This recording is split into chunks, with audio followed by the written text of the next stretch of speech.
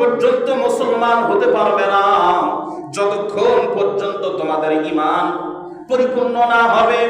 তোমাদের ভিতরের রূপটা যদি তোমরা পরিবর্তন না করো, তোমাদের নফসগুলিকে যদি সুন্দর না করতে পারো, তুমি বাহিরে যতই মুসলমানিত্ব সাইনবোর্ড লাগাও না কেন, আমি মাবুদের দরবারে তোমার কোন মুসলমানিত্বর দাম নেই। যেরকম নাউযুবিল্লাহ।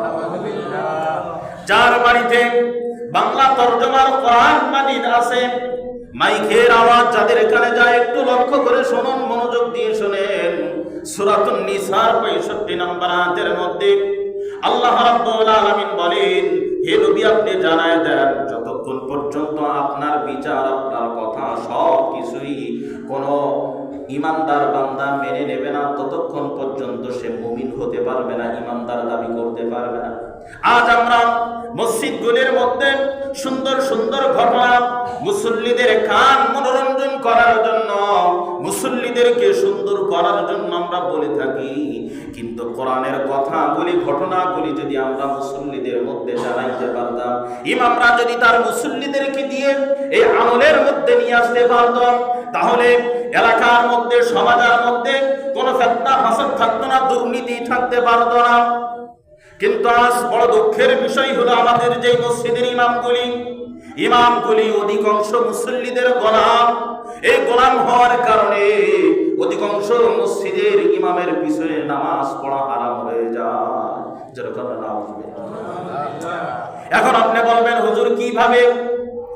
খতিব নামের আগে মুফতি সাহেব লাগাইছে, ইমাম নামের আগে মুফতি সাহেব লাগাইছে, কিন্তু সে মুসল্লিদের গোলামি করে, সমাজের যারা নেতা গোদা আছে তাদের গোলামি করে।